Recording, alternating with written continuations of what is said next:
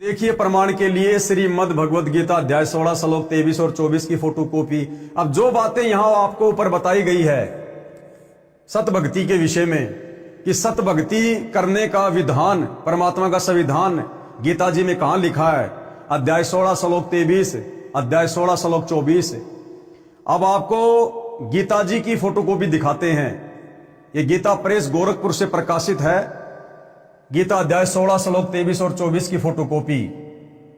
ये संस्कृत में श्लोक आप जियों के सामने है और यहां पर इसका हिंदी अनुवाद है।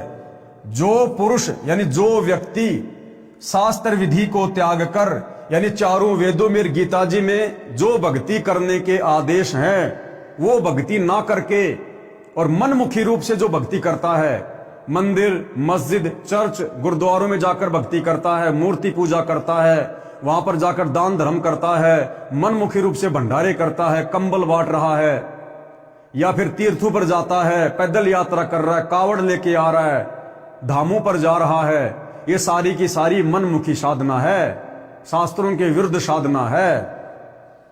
तो जो व्यक्ति शास्त्र विधि को त्याग कर अपनी इच्छा से मनमाना आचरण करता है वह नए सिद्धि को प्राप्त होता है, अर्थात उसके कार्य सिद्ध नहीं होंगे।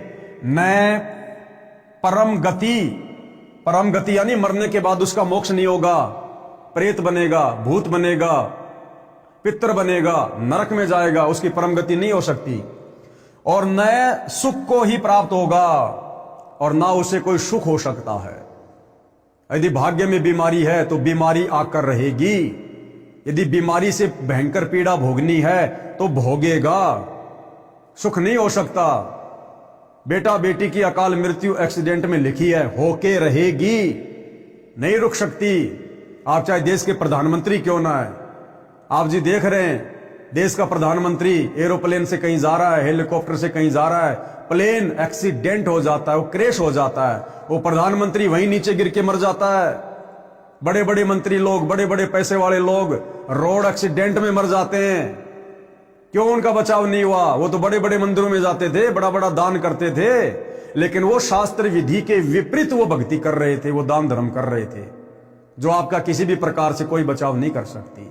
बचाव होगा सच्चे सतगुरु की शरण में आकर शास्त्रों के अनुसार भक्ति करने से।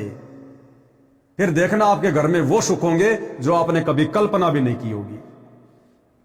तो गीता अध्याय 16 श्लोक नंबर 23 का ये सारांश है कि जो पुरुष यानी व्यक्ति शास्त्र विधि को त्याग कर अपनी इच्छा से मनमाना आचरण करता है वह नए सिद्धि को प्राप्त होता है, न परम गति को और नए सुख को।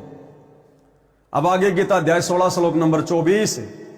इससे तेरे लिए यानी कर्तव्य और अकर्तव्य की व्यवस्था में यानी कौन से भक्ति कर्म करने चाहिए, कौन से भक्ति कर्म नहीं करने चाहिए, इसकी व्यवस्था में शास्त्र ही प्रमाण है और नकली धर्म गुरु वो प्रमाण नहीं है कि मेरे को तो मेरे गुरुजी ने कह रहा है कि 7 सोमवार का व्रत कर ले, मेरे को तो गुरुजी ने कह रहा है बाबा साईं का ये व्रत कर ले, मेरे को तो गुरुजी ने कह रहा है कि तू पैदल यात्रा कर ले, फलाना बाबा के जाके झंडा चढ़ा के आ जा, 3 बार तू कावड़ ले आ, तेरे घर में ये हो जाएगा वो हो जाएगा। ये मनमुखी आचरण है, मनमुखी आचरण है।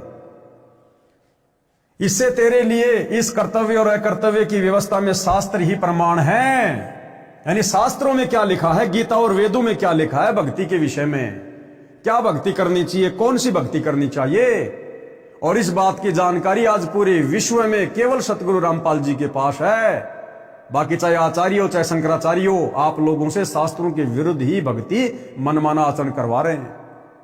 ऐसा जानकर तू शास्त्र विधि से नियत कर्म करने योग्य है, अर्थात तेरे को शास्त्रों में वर्णित विधि अनुसार ही भक्ति करनी चाहिए।